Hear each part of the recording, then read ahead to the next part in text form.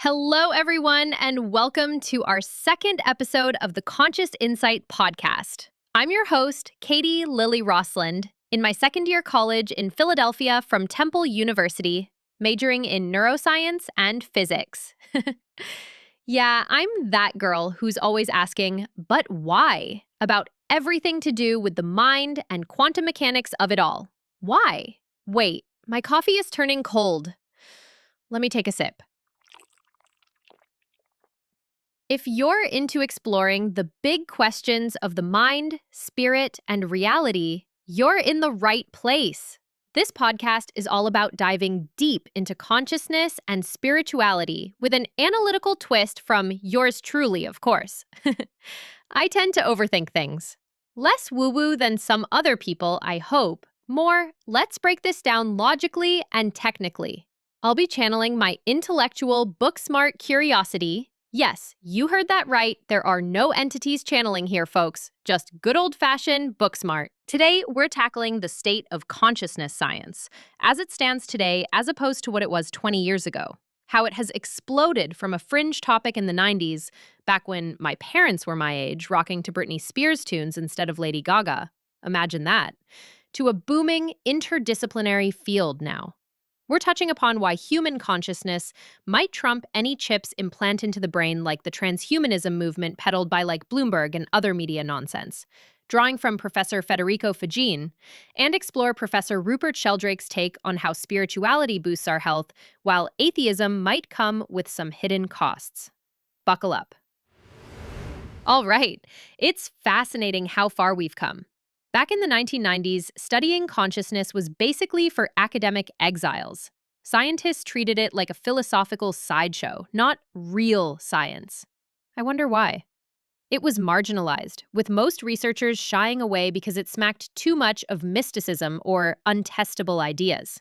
But hey, human science was not willing to look beyond what's possible just yet.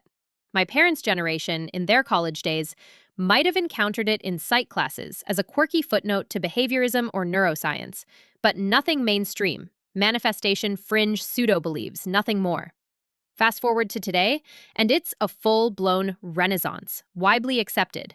Interdisciplinary teams blending philosophy, computational modeling, neuroimaging, and even quantum physics to probe what makes us aware. Way ago, human team. The human family are striving and learning. We're seeing theories like integrated information theory or global workspace models gaining traction, and tools like fMRI let us peek into the brain's conscious states. Woohoo! I mean, why the shift? Was it just tech advancing, or did society get more open to the idea that consciousness isn't just brain sparks, but something deeper? It's intriguing. Studies now trace this evolution back to the 19th century roots, but the 90s were the tipping point from fringe to frontier. As a college student, I love how this field feels alive and evolving. It's not static like memorizing bio facts. It's about rethinking reality itself. Feels like we're peeking into a new horizon of what is possible. Let's get analytical about one hot debate. Human consciousness versus AI, all the transhumanism stuff. Transhumanists dream of uploading minds to machines for immortality is nothing new. Ms. Bloomberg and the corporate media are always waving about it.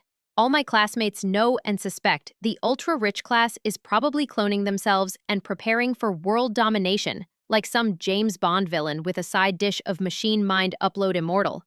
But is that even possible? Enter Federico Faggin, the physicist who invented the microprocessor. Talk about credentials.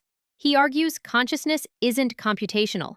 It's a fundamental, irreducible aspect of reality, rooted in quantum fields that allow for free will and inner experience, infinitely superior than machines.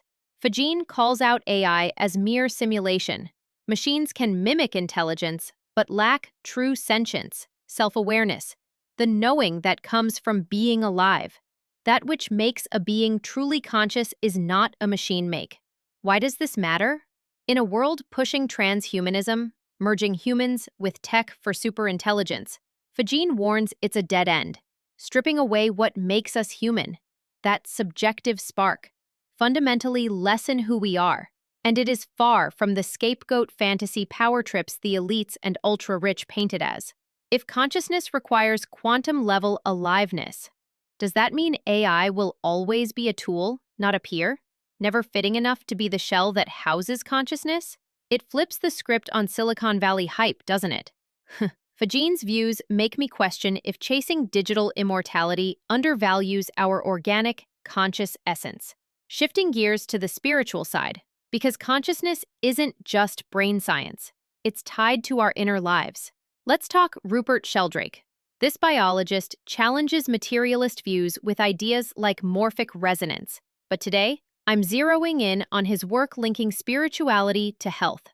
Sheldrake points out that practices like meditation, gratitude, and connecting with nature aren't just feel-good fluff. Science backs their benefits for physical and mental well-being. Health, everybody. Mind, body, and soul. Studies show spiritual folks often live longer, report less depression, and even heal faster. Think lower stress hormones from prayer or mindfulness.